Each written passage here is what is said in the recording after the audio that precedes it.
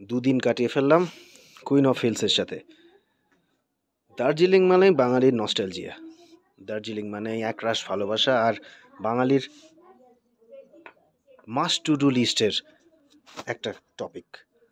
দার্জিলিং যায়নি এমন বাঙালি পাওয়া যাবে না বললেই চলে। হতে পারে দার্জিলিং ঘিঞ্জি হয়ে গিয়েছে, হতে পারে দার্জিলিংয়ে প্রচুর হোটেলস হয়েছে, হতে পারে দার্জিলিংয়ে প্রাকৃতিক সৌন্দর্য আগের মতো দেখা যায় না, কিন্তু দার্জিলিং নিয়ে বাঙালির আবেগ, বাঙালির নস্টালজিয়া কোনো দিনই কমবার নয়। দুদিন কাটিয়ে ফেললাম দার্জিলিংয়ে, আজকে তৃতীয় দিন সকাল। তো অসাধারণ লাগছে। সাইট সিইংয়ে পয়েন্টের পেছনে খুব একটা দৌড়ই না আমি কোনো দিনই।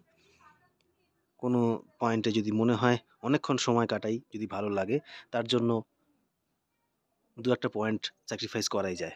ঠিক সেভাবেই আমরা কালকে সারাটা দিন ঘুরলাম।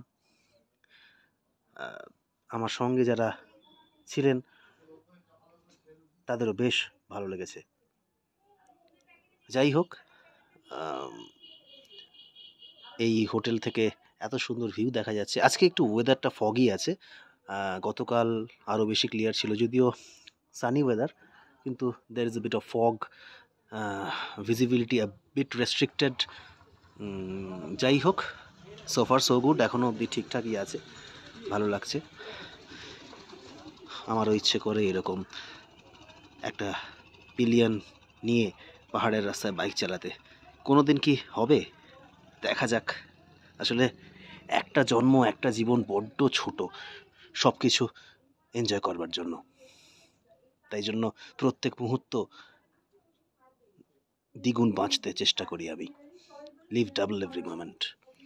যাই হোক, পরে আবার দেখা হচ্ছে। Thank you.